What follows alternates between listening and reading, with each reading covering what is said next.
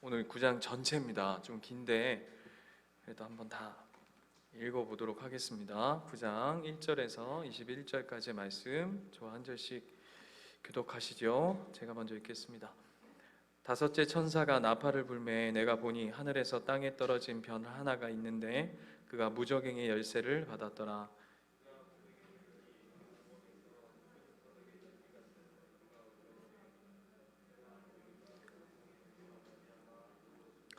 또 황충이 연기 가운데로부터 땅 위에 나오매 그들이 땅에 있는 정갈의 권세와 같은 권세를 받았더라. 시대 땅에 풀이나 푸른 것이나 각종 수고하지 말고 움직이만 하나님의 인식받지 사람들을 항해하라. 그러나 그들을 죽이지는 못하게 하시고 5달 동안 괴롭게만 하게 하시는데 그 괴롭게 함은 정갈이 사람을 쏠 때의 괴롭게 함과 같더라.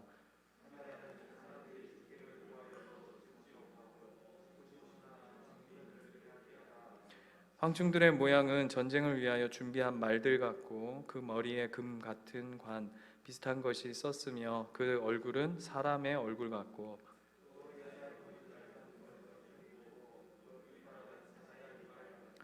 또 철 호심경 같은 호심경이 있고 그 날개들의 소리는 병거와 많은 말들이 전쟁터로 달려들어 가는 소리 같으며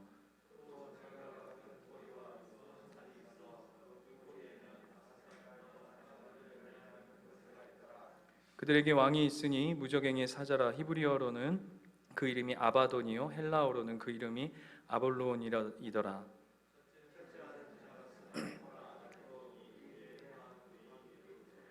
여섯째 천사가 나팔을 불매 내가 들으니 하나님 앞 금제단 네 뿔에서 한 음성이 나서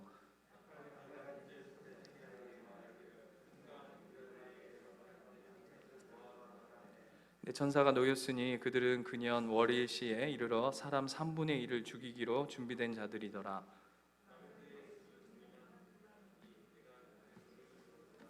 이 같은 환상 가운데 그 말들과 그 위에 탄 자들을 보니 불빛과 자주빛과 유황빛 호심경이 있고 또 말들의 머리는 사자머리 같고 그 입에서는 불과 연기와 유황이 나오더라.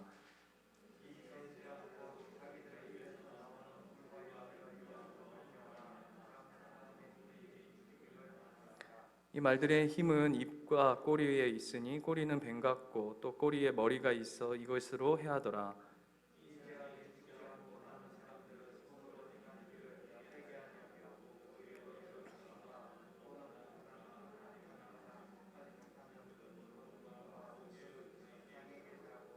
같이 읽겠습니다. 또 그 살인과 복술과 음행과 도둑질을 회개하지 아니하더라. 뭐 온천도 아니고 뭐 유황 나오고 그죠? 연기 나오고 오늘 구장이 만만치가 않습니다. 여러분 제가 요한계시록을 잘 설교하고 있는가, 여러분이 요한계시록을 잘 듣고 있는가라는 그 기준은 요한계시록을 통해서 여러분이 기쁨이 있는가, 기대감이 있는가. 나는 요한계시록을 읽으면 읽을수록 불안하고 두렵고 난 마지막을 살고 싶은 마음이 없다. 그러면 저도 설교를 잘못하고 있는 거고 여러분도 요한계시록을 잘못 듣고 있는 겁니다. 그것이 아니라 하나님의 말씀이 내 안에 마지막 때의 심판에 관한 이야기지만 하나님의 백성에게는 그것이 기쁨이요, 기대요, 감사요, 은혜로 여러분 마음속에 새겨진다면 그것은 요한계시록을 잘 보고 계신 줄 믿습니다. 딱 기억하시기 바랍니다. 오늘 말씀은 9장 전체는 5째 나팔과 6째 나팔에 관한 이야기입니다. 5째 나팔, 6째 나팔, 두 나팔. 여러분 지난주 기억나신지 모르겠는데 13절, 8장 13절을 보면 내가 또 보고 들으니 공중에 날아가는 독수리가 큰 소리로 이르되 땅에 사는 자들에게 화가 있으리니 이는 새 천사들이 불어야 할 나팔 소리가 남아 있음이로다 하더라 라고 했는데 이 13절은 원래 9장 1절로 붙어야 합니다. 그죠? 왜냐하면 나머지 셋, 그러니까 5째, 6째, 7째 심판, 그 나팔 심판의 예고편입니다. 그런데 독수리, 지난주 기억나세요? 독수리가 날아가면서 독수리는 그러니까 죽은 시체들, 그래서 심판과 사망을 상징한다 그랬죠. 그 독수리가 화화화라고 얘기하면서 날아갔다는 건 앞에 첫 번째, 두 번째, 세 번째, 네 번째의 나팔의 심판보다 나머지 다섯, 여섯, 일곱 번째 나팔 심판이 더욱더 강력하고 더욱더 심각하고 더욱더 파괴적이라는 것을 우리한테 얘기해주고 있는 겁니다. 예를 들면 이런 거죠. 우리가 영화 예고편을 볼 때 어떠한 예고편에서 막 예고편, 보통 여러분 예고편은 다 1분 30초 안에 끝나야 그 예고편으로서 승부수가 있다고 합니다. 그래서 그 예고편이 대부분 한 1분 30초가 흐르는데 막 지진이 나고 해일이 나고 막 폭풍이 나고 막 온 세상이 막 뒤집어 엎어지면서 끝에 니들은 다 죽었다 이렇게 하고 끝났다. 그러면 그 영화 예고편이 그 정도면 영화 보는 내내 뭘 생각하면서 그 영화를 보겠습니까? 아, 이 영화는 재난 영화구나. 이해되시죠? 이 재난 영화구나 라는 것을 머리에 염두하고 그 영화를 보듯이 오늘 8장 13절에 독수리가 날아가면서 화화화로다 남겨진 세계의 심판이 만만치 않다라는 이야기로 시작되어졌다면 우리 머릿속에 야, 이게 앞에 그동안의 이야기들보다 더 못지않은 어마어마한 심판들이 보여지겠구나라는 것을 머릿속에 새기고 들어가면 좋겠습니다. 그렇게 시작한 오늘 말씀을 보면 9장 1절 보면 다섯째 천사가 나팔을 불매 내가 보니 하늘에서 땅에 떨어진 별 하나가 있는데 그가 무저갱의 열쇠를 받았더라 라고 얘기합니다. 하늘에서 떨어진 별 하나가 있답니다. 하늘에서 떨어진 별 하나는 천사를 얘기합니다. 그런데 이 천사가 그냥 일반 천사냐 아니면 하늘에서 떨어졌다라는 뉘앙스에서 풍겨지는 것처럼 타락한 천사냐 라는 두 의견들이 있습니다. 그냥 일반 천사다, 아니다, 하늘에서 떨어졌다라고 하는 거 보니까 이건 타락한 천사다. 이건 좀 이따 제가 설명하겠고요. 그 천사가 별 하나가 있는데 그가 무저갱의 열쇠를 받았답니다. 그죠? 그리고 2절을 보면 그 무저갱을 열었답니다. 무저갱이 뭘까요? 네. 지옥. 또 이렇게 표현해 볼게요. 사탄이 갇혀 있는 감옥, 사탄들의 집합소. 뒤에 가면 요한계시록 뒷부분에 가면 불못이라고도 하고요. 이제 사탄들이 마지막 하나님께서 천년왕국의 그 모든 시간들이 끝나면 하나님께서 무저갱으로 사단들을 다 돌려 보내시고 거기서 이제 끝, 사단들이 행하는 모든, 죄송합니다 이렇게 표현해서 용서하고 들어주십시오, 세상에서 벌이는 지랄 발광들의 끝을 맺게 하는 곳이 바로 무저갱입니다. 이해가 되셨죠? 그런데 2절에 보시면 그 무저갱이 오늘 보면 열렸답니다. 그렇죠?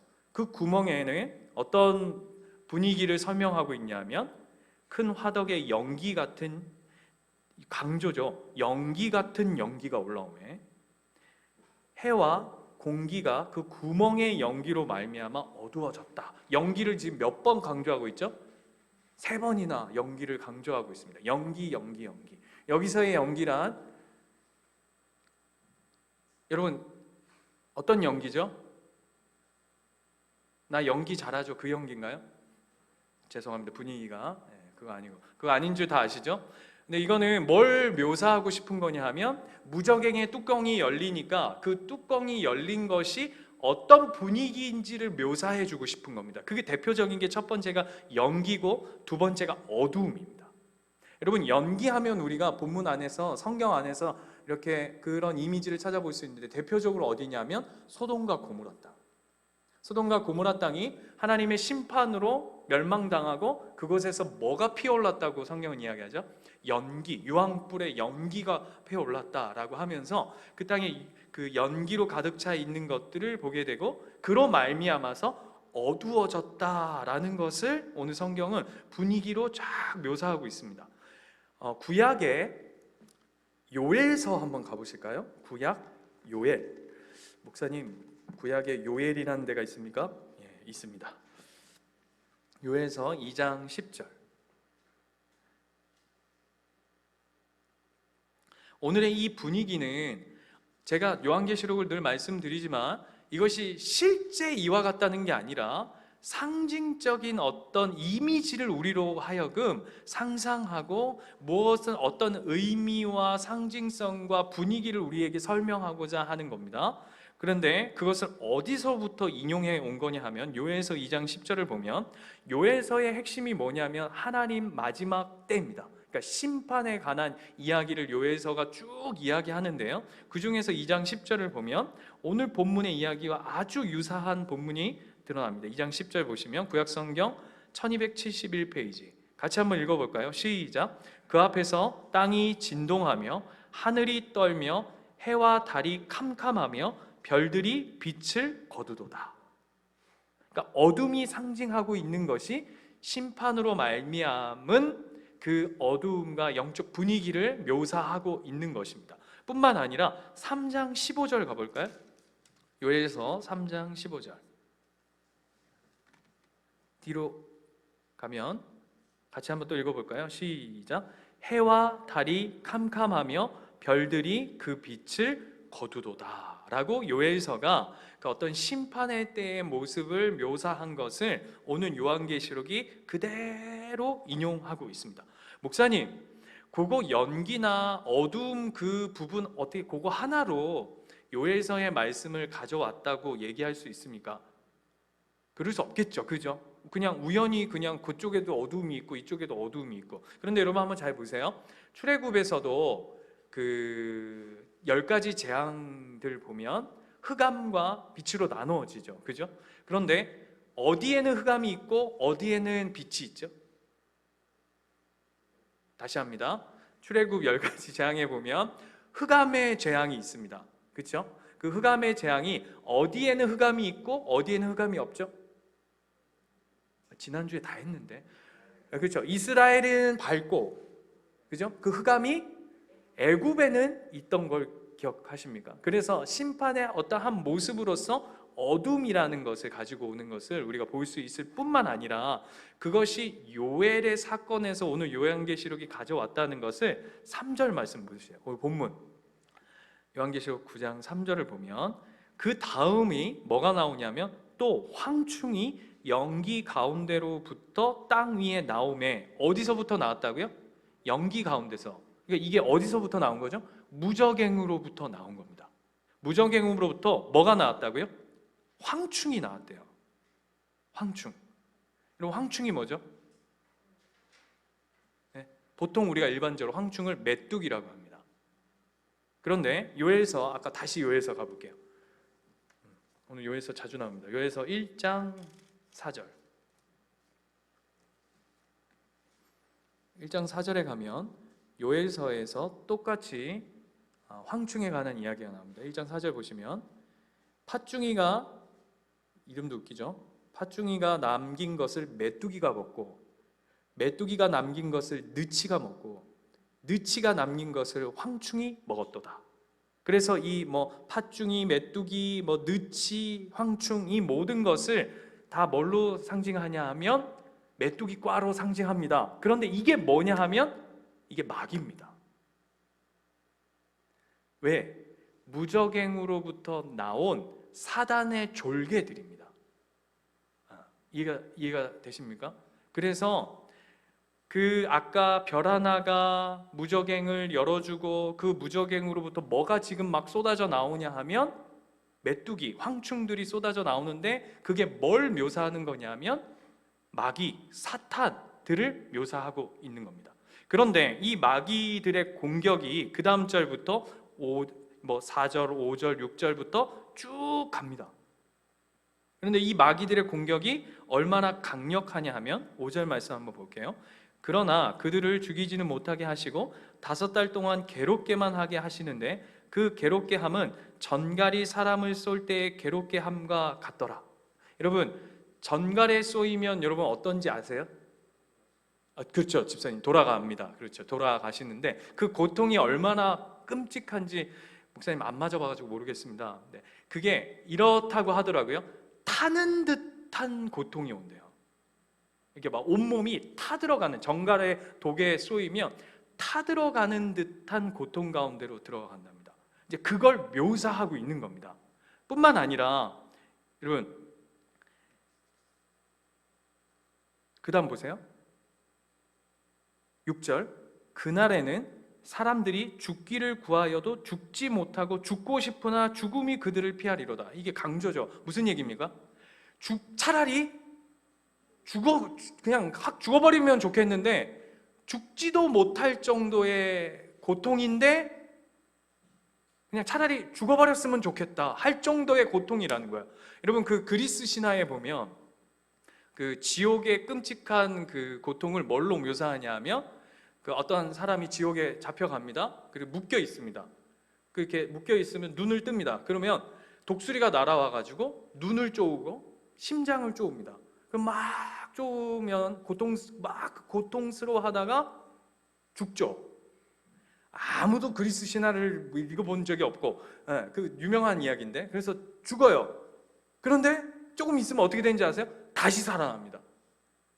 다시 멀쩡하게 살아나요. 그러면 또 반복되는 눈을 쪼우고 심장을 쪼우고 또 극심한 고통을 당하다가 또 죽어요. 또 살아나. 또 쪼여. 이거를 무한 반복하는 것을 그리스 신화에서 지옥으로 묘사합니다. 오늘 이 심판이 그와 같은 거예요. 차라리 이 메뚜기 마귀 사탄의 공격으로 말미암아 그냥 죽어버렸으면 좋겠는데 죽지도 못하고 어마어마한 고통을 당하는 것이죠. 그러면서 여러분, 메뚜기 하면 우리가 생각나는 본문이 있죠. 어디죠? 예, 출애굽기 몇 번째 재앙이죠? 네. 우리 애들한테는 다 외우라고 다 시켜놓고 정작 우리는 기억을 못하는, 목사 니는 준비해서 몇 번째인지 아니까 굉장히 약오르다 이런 건데 8번째잖아요. 그죠? 네. 찾아보세요. 10장, 출애굽기 10장에 가면 8번째 재앙이 메뚜기 재앙입니다. 그런데 여러분, 그 출애굽에서 메뚜기 재앙의 특징이 뭐였죠? 메뚜기가 어떻게 그 애굽 땅을 재앙을 내렸죠? 예?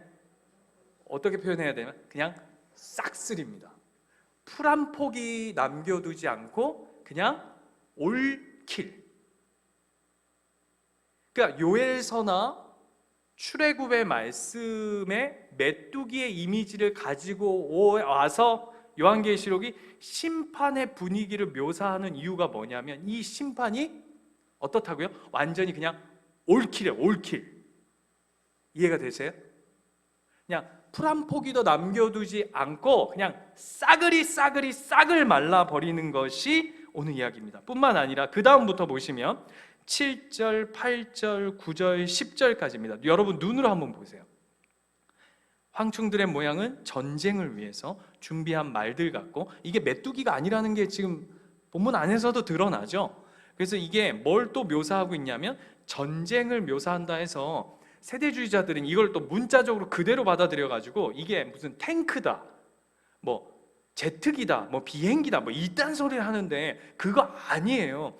전쟁의 무서움, 전쟁의 그러니까 여러분 한번 생각해 보세요. 전쟁이 시작하면 그 막 온 그 부대가 이렇게 막 메뚜기처럼 하늘을 쫙 덮고 이렇게 확 밀고 들어오면 그 두려움과 그 파괴력과 그 공격력 앞에 그냥 속수무책으로 이렇게 쩔쩔매고 있는 그 분위기라고 하면 그렇지만 아무튼 그 심판의 공포감을 우리에게 설명해 주고 싶은 거예요. 그게 어떤 심판이라고요? 무적행으로부터 올라온 마귀와 사탄들이 하는 심판의 내용들이라고요. 지금 이해가 되시는 겁니까? 그래서 이제 그 밑에 이야기들이 보시면 뭐 사자 같고, 뭐 전쟁터에 끌려가는 병거와 같은 말들의 소리가 있고, 뭐 또 전갈에 쏘는 살이 있고, 막 이런 식으로 그 어떤 분위기를 압도해 가는 것을 우리에게 이야기해 주는 겁니다. 제가 이거 얘기하면 끝나지 않을 것 같아가지고 이걸 막 실감나게 막 우리 라이언 일병 구하기 초반에 한 10분 보면은 막 그 무슨 전투입니까? 예?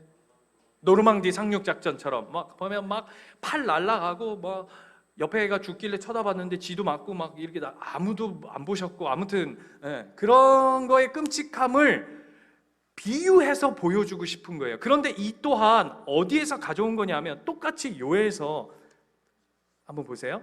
요엘서 다시금 넘어가 보겠습니다. 2장 4절. 이게 그냥 요한계시록이 문자적으로 아까 얘기한 것처럼 무슨 말들의 병거의 소리 이러니까 무슨 탱크가 세대주의자들이 이걸 실제로 뭐라 그러냐면 그 소리가 탱크 가면 탱크 소리 나잖아요. 전쟁 영화 같은 데 보면 띡띡띡띡띡띡띡 이런 거다. 그래서 이게 진짜 탱크고 비행기다. 이딴 소리 하는데 그거 아니고 이걸 똑같이 이미 요엘서가 이 심판의 이야기를 상징적으로 보여내고 있어요. 자, 요엘서 2장 4절 보세요.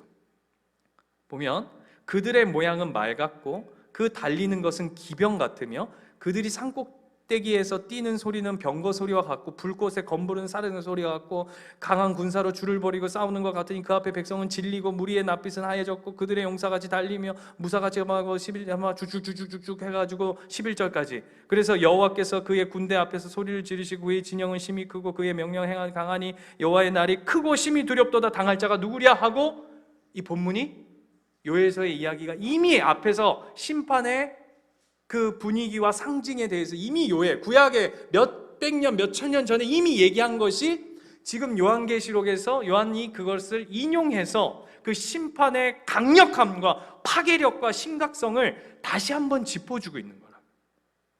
이게 5번째 나팔 심판의 핵심이에요. 뿐만 아니라 그 다음 6번째 심판 보세요. 6번째 나팔 심판을 보시면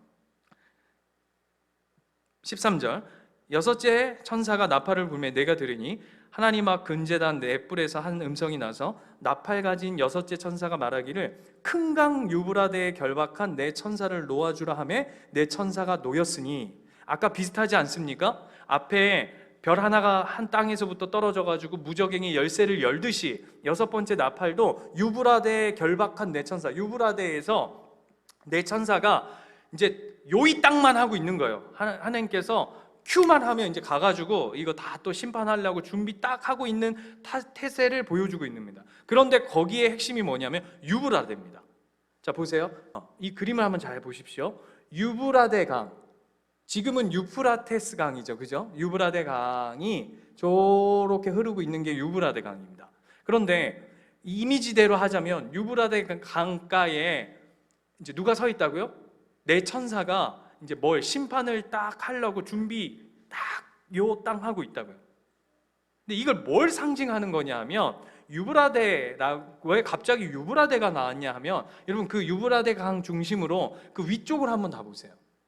이스라엘은 유브라데 강을 중심으로 서쪽에 있죠. 맞죠?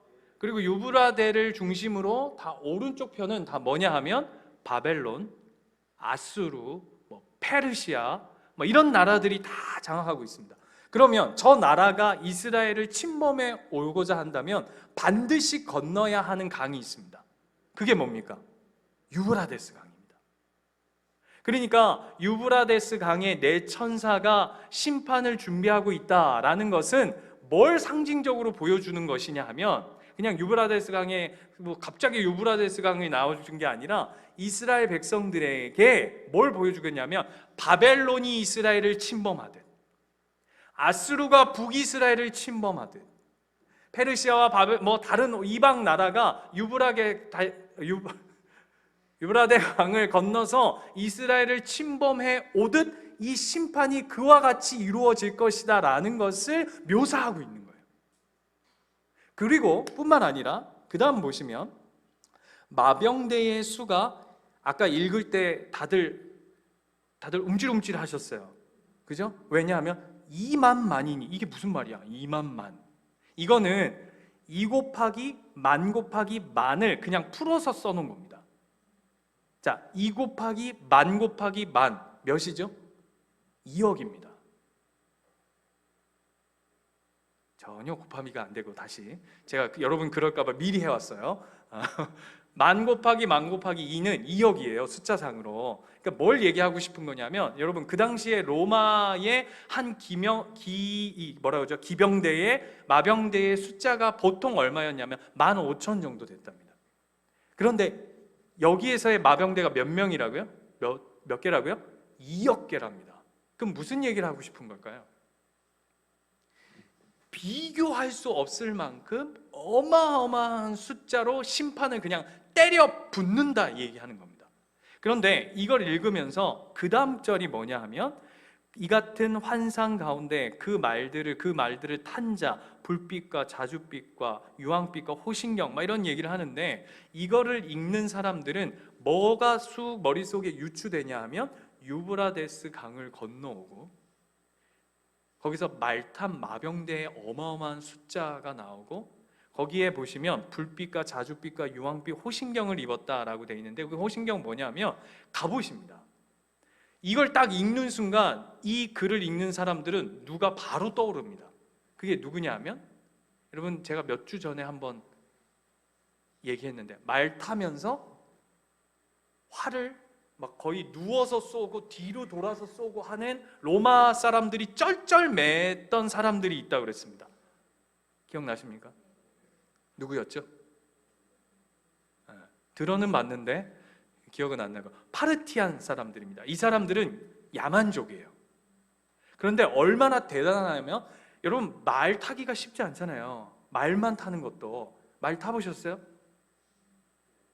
예, 말 타보시면 말 한 장에서 균형 잡기가 굉장히 힘들어요. 여기 죄송합니다, 여기 안쪽 여기 뭐라 그러죠? 여기 사타구니가 다 헙니다. 말을 막 안 떨어지고 타려 그러면 여 아구 힘도 굉장히 줘야 돼요. 근데 말을 탈 뿐만 아니라 활을 쏘려면, 여러분 말을 타면서 활을 쏘려면 어떻게 해야 된다는 얘기입니까? 손을 놔야 되는 겁니다. 그렇죠? 제발 좀 설교를 들을 때 상상을 좀 해주세요. 말 타고 활 쏠려면 활을 이렇게 쏠 수는 없잖아요. 이렇게 한 손으로 이렇게 두 손 놓고, 쉽게 말하면 손 놓고 말 타는 정도로 엄청난 기술이 있는 거죠. 그래서 로마가, 제가 말씀드렸죠, 2번이나 이 파르티안 사람들한테 전쟁에서 패배해요. 그래서 이 마르티안의 말발굽 소리만 들어도 아주 경기하는 게 그 당시에 로마 사람들이었습니다. 그걸 여기에 이렇게 요한이 싹 스며들어 놓는 거예요. 그래서 뭘 자꾸 강조하고 있냐 하면, 이 사단으로 말미암아서 이루어지는 이 심판이 얼마나 끔찍한가를, 차라리 죽여주십시오 라고 할 정도로 끔찍한 재앙이다라는 걸 성경은 계속 이야기하고 있어요. 뿐만 아니라 그 다음 보세요.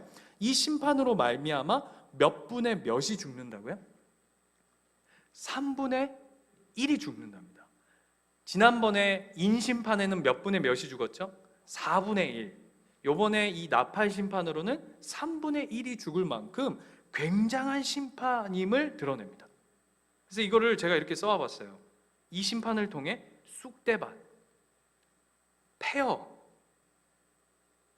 끔찍함, 그 모든 것들을 드러내는 이야기가 이 안에 다 들어져 있습니다. 그런데 이런 얘기들을 하면 이제 이게 심판의 내용들이잖아요. 근데 이제 재밌는 건, 이 심판이 4절 보실래요? 누구한테 해당되어지는가를 4절 보시면, 그들에게 이르시되 땅의 풀이나 푸른 것이나 각종 수목은 해하지 말고 오직 이마에 하나님의 인침을 받지 아니한 자. 이해가 되세요? 누굽니까? 네? 누구죠? 세상 사람들이라는 거예요. 그러니까 반대로 얘기하자면, 인친 사람들은, 이마에 인친 자들은 패스고, 인침을 받지 못한 자에게 이루어지는 고통과 심판이라는 겁니다. 그래서 뭘 강조하고 싶은 거냐 하면, 심판의 크기가 어마어마한데 그 심판이 누구에게 있다고 얘기하냐면 하나님을 모르는 자들에게 있다라는 것을 성경이 이야기하는 거예요. 그런데 이런 얘기를 해요. 세상 사람들이, 야, 니들 하나님 믿는 사람들은 야, 치사하게 천국 가겠다고 예수 믿냐? 여러분 이런 얘기 못 들어보셨어요? 아무도 못 들어보죠. 주변에 다 착한 사람들만 계신가 보다. 넌 치사하게 그 뭐 천국 가겠다고 뭐 예수를 믿어. 사람이 이게 가오가 있지. 뭐 이런 얘기 저는 참 많이 들었거든요. 천국 간다고. 그거는 진짜 모르는 거예요. 뭘 모르는 건지 아세요? 천국 간다고 예수 믿는 겁니까, 여러분?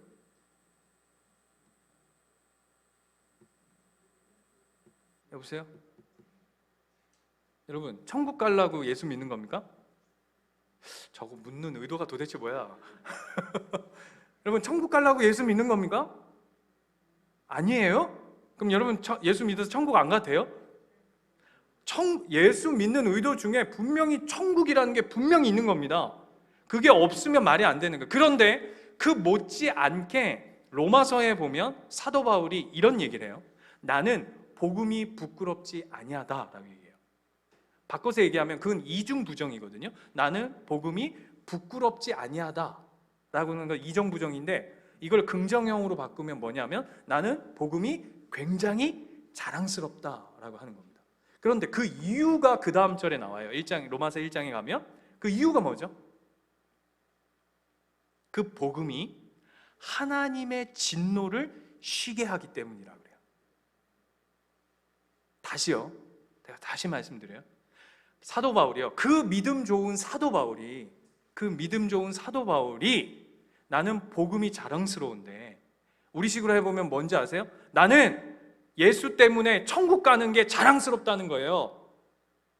남들은 치사하게 천국 가려고 예수 믿냐 그러는데, 사도 바울이 뭐라 그러냐면 그래, 난 치사해도 나는 천국 가는 게 좋다 그래요. 근데 이걸 바꿔서 얘기하면 천국 가는 게 좋지만 반대로 얘기하면 뭐죠? 난 지옥 가지 않아서 좋다는 얘기예요.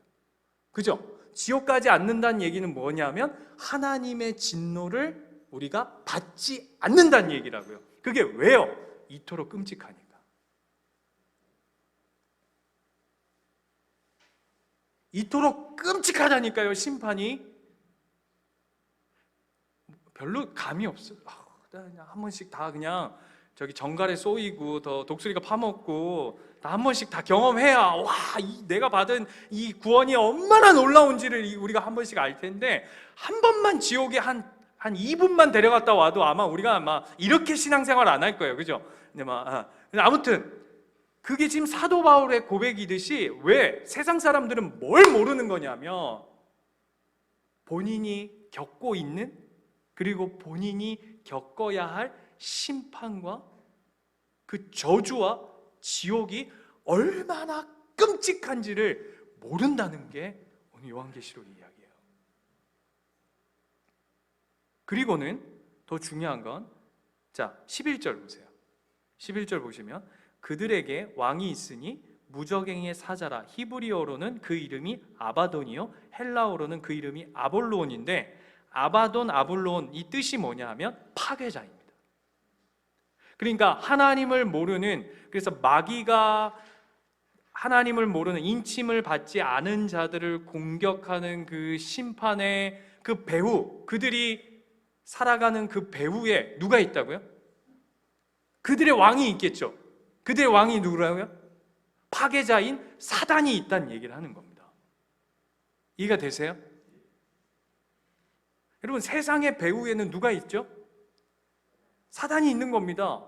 그죠? 그게 누구라고 오늘 성경이 얘기하냐면, 그것을 히브리어로 하면 아바돈이고 헬라어로 하면 아볼로온인데 파괴자라고요. 그래서 여러분, 세상의 모든 그 배후에 파괴자가 있는 거예요. 그래서 세상에 돌아가는 거 보십시오. 그 배후를 보여요. 그러니까 우리 크리스찬은 뭘 볼 수 있어야 되냐면 배후를 볼 수 있어야 돼요. 우리의 배후엔 누가 계십니까? 왜 이러지? 다시 우리의 배후에는 누가 계십니까? 우리의 뒤에는 누가 계십니까? 우리 안에 누가 계십니까? 하나님이 계시죠. 그게 우리가 가진 배후라면, 세상이 가진 배후가 뭐냐 하면 사탄이라고요. 파괴자라고요. 그래서 제가 아까 잠깐 기도 제목 던진 것처럼 그 애한테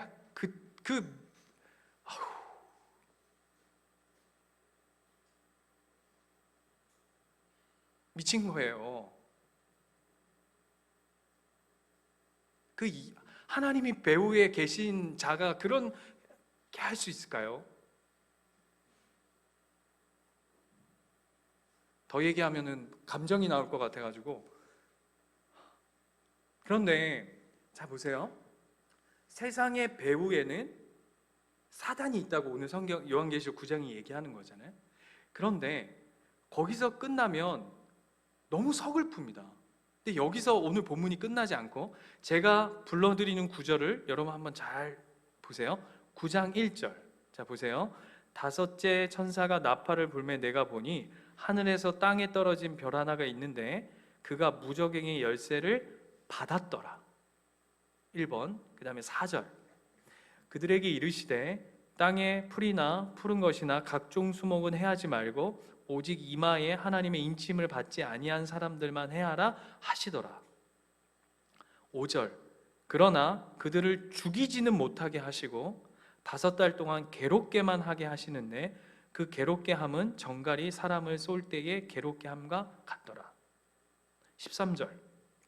여섯째 천사가 나팔을 불매 내가 들으니 하나님 앞 금제단 네 뿔에서 한 음성이 나서 14절. 나팔 가진 여섯째 천사에게 말하기를 큰 강 유브라데에 결박한 네 천사를 놓아주라 하매. 15절. 네 천사가 놓였으니. 이 제가 지금까지 읽어드렸던 이 본문 이 구절의 공통점이 뭐죠?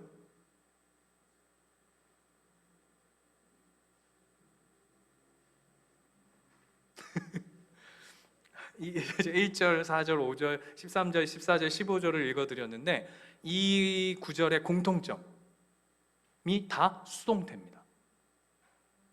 무슨 얘기냐? 사단이 하나님의 인침을 받지 않은 자들을 괴롭히고 고통을 주고 심판하고 하지만 그 모든 주도권은 누구한테 있다는 거죠? 하나님께 있다는 거예요. 그래서 어떻게는 할 수 있으나 괴롭게는 할 수 있으되 죽일 수는 없고, 그리고 뭘 또 두셨다고요? 5달이라고 하는 기간도 두시고. 이해가 되세요? 얘는 괴롭혀도 얘는 괴롭힐 수 없어 라고 하고 천사도 놓아주고 하나님의 모든 통제 안에 이 모든 일들이 이루어진다고요. 이해가 되세요? 세상의 모든 배후에 사단이 있어요. 그러나 그것보다 더 큰 온 우주의 배후에 누가 계신 거죠? 하나님이 계시다고요. 오늘 요한계시록이 그 얘기를 하고 싶은 거예요. 그래서 오늘 우리의 이 보는 이 심판은 너무 끔찍하고 너무 강력하고 너무 이걸 진짜 이런 걸로 보여줬어야 되는데, 그렇게 있을지라도 세상은 그 배후에 사단이 있어서 이 고통이 고통스럽지만 우리는 이 고통이 고통스럽지 않아요. 그래서 어떤 목사님이 이런 표현을 했어요. 세상의 고통은 죽음으로 끝나지만, 세상의 고통은 고통으로 끝나지만 믿는 자의 고통, 하나님의 백성의 고통은 산통으로 끝난다. 다시, 굉장히 중요한 말을 했는데, 세상의 고통은 그냥 고통으로 끝나요. 근데 우리 하나님의 백성의 고통은 산통이라고요. 왜요? 산통은 뭡니까? 생명을 낳는 거니까. 왜? 하나님이 우리의 삶의 배후에 계시니까. 지금 그 얘기를 하는 거예요. 그 얘기를. 너무 중요한 이야기예요. 그래서 요한계시록 4장 11절 가보세요.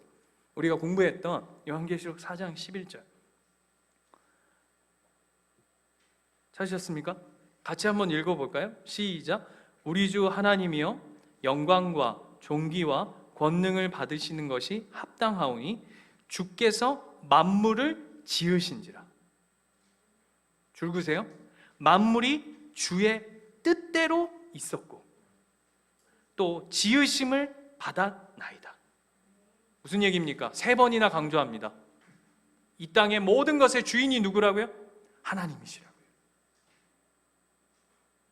오늘 본문 그 이야기하는 겁니다. 그러면서 오늘 이야기의 결론이 어떻게 나오는지 아세요? 이렇게 나요. 그럼에도 불구하고 20절 이 재앙에 죽지 않고 남은 사람들은 손으로 행한 일을 회개하지 아니하고. 오히려 여러 귀신과 또는 보거나 듣거나 다니거나 하지 못하는 금, 은, 돈과 목석과 우상에게 절하고 또 그 살인과 복술과 음행과 도둑질을 뭐 하지 않는다고요? 회개 안 한다고요. 이런 끔찍한 일을 경험하고도 죽을 것 같은 고통을 경험하는 그 심판의 자리에 철저한 심판, 쑥대밭, 폐허, 끔찍한 심판을 경험하면서도 뭘 안 한다고요? 회개하지 않는다고요. 왜죠? 왜죠? 온 세상에, 온 우주 만물의 배후에 누가 계신지를 모르기 때문이에요.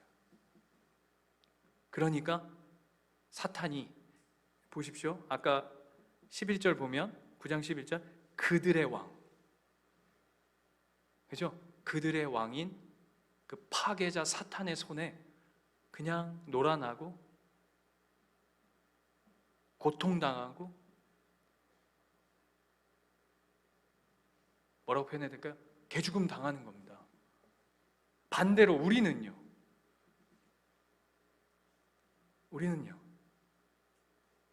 이게 보여지는 겁니다.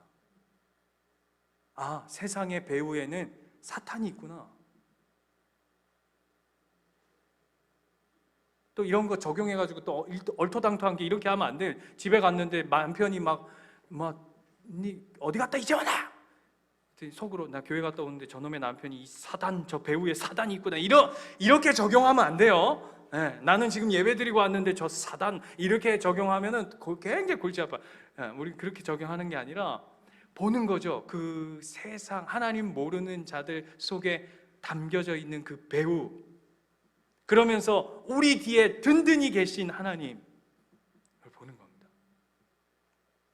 그래서 제가 책을 읽다가 한 멋있는 구절이 있어서 제가 하나 가져와 봤어요. 읽어드릴게요.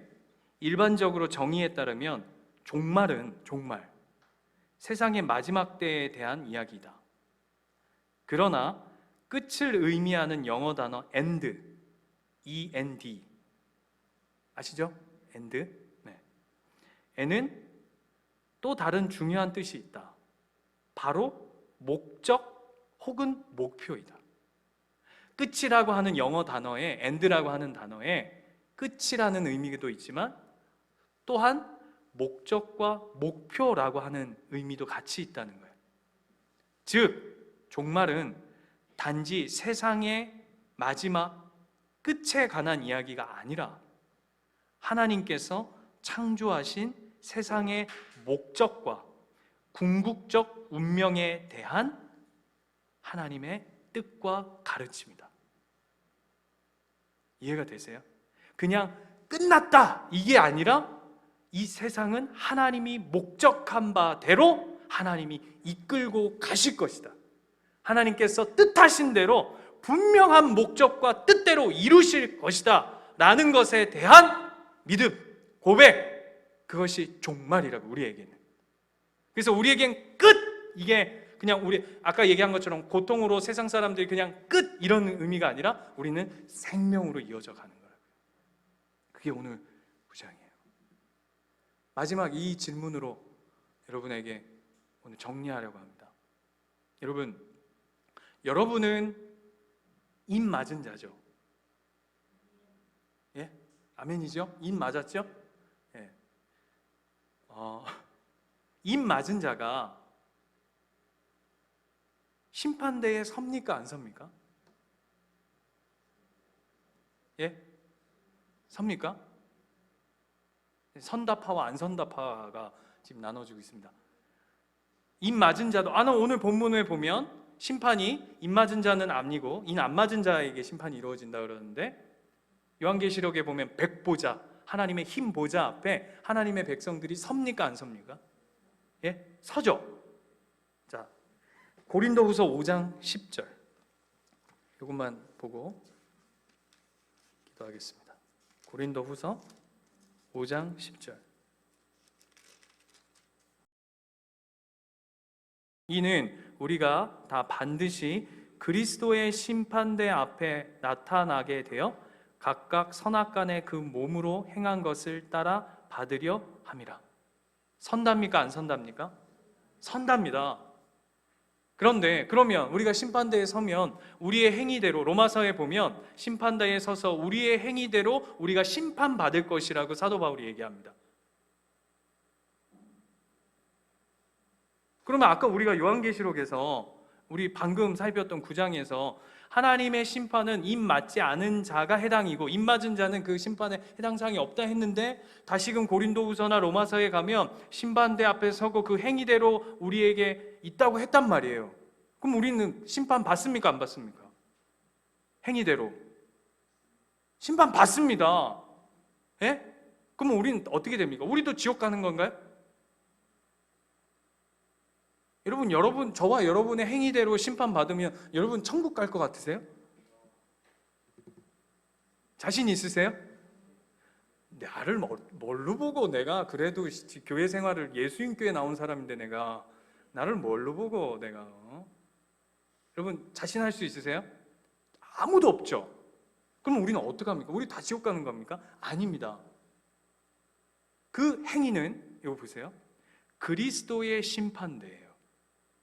우리는 우리의 행위의 심판으로 받는 것이 아니라 예수 그리스도의 십자가의 행위로 말미암아 우리는 심판대에 서는 겁니다. 이해가 되세요? 제가 왜 이 이야기를 하느냐? 우리도 하나님의 심판대 앞에 동일하게 설 겁니다. 그런데 그 심판대에서는 우리의 죄악의 행위대로 심판을 받는 것이 아니라 이미 우리 안에 행하셨고 이루신 그 예수 그리스도의 십자가의 행위가 우리를 심판대 위에 세우게 할 겁니다. 그럼 우리는 어떻게 살아야 할까요? 이제 어차피 나는 심판대 이제 입 맞은 거 분명한 것 같고, 내가 절 갈 것도 아니고, 내가 지금 부처한테 합장할 것도 아니고, 내가 알라한테 갈 것도 아니고, 죽어도 나 하나님 앞에 갈 것 같은데 행위대로 사는데 어차피 예수님 다 알아서 하실 건데 나는 그냥 대충 살면 되겠다가 아니라, 우리는 매일의 삶이 그래서 어떤 삶이어야 되는지 아세요? 회개의 삶으로 가는 거예요. 왜죠? 내가 그리스도로 말미암아 의롭다 하심을 받았는데 이 땅 가운데 여전히 난 연약해요. 난 부족해요.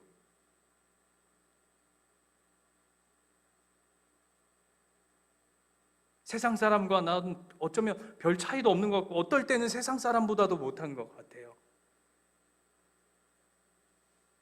그래서 늘 뭘 의지하는 거예요? 난 예수 그리스도가 필요합니다. 주님, 심판대 위에 내가 서겠지만 예수 그리스도로 나를 가려주시는, 그 십자가로 나를 감싸주시는 은혜 아니면 내가 설 수 없습니다. 오늘도 내가 그 죄를 확인하네요. 주님, 불쌍히 여겨주십시오. 나를 긍휼히 여겨주십시오라고 하는 회개의 자리로, 내 삶의 배후에 계시는, 내 삶의 든든히 뒤에서 버티고 계시며 나를 세상 앞으로 밀어가시는 그 하나님을 바라보며 오늘 하루를 살아가는 거죠. 그게 하나님의 백성의 가장 아름다운, 그리고 오늘 요한계시록 9장이 우리에게 이야기하는 심판의 크기와 심판의 극악함이 반대로 우리에게 주는 하나님의 강력한 메시지가 되는 줄 믿습니다. 우리 예수인 교회가 회개의 공동체가 되어지기를 원합니다. 무슨 죄를 락스 뿌리듯이 털어내는 그런 의미가 아니라 늘 보는 거죠. 난 예수 없으면 진짜 이 심판 위에 서야 할 자였구나. 내가 어떡할 뻔했냐. 나는 복음이 부끄럽지 않습니다. 난 이 복음이 자랑스럽습니다. 라고 고백하는 회개의 사람들로 달려가시는 저와 여러분 되시기를 축원드립니다.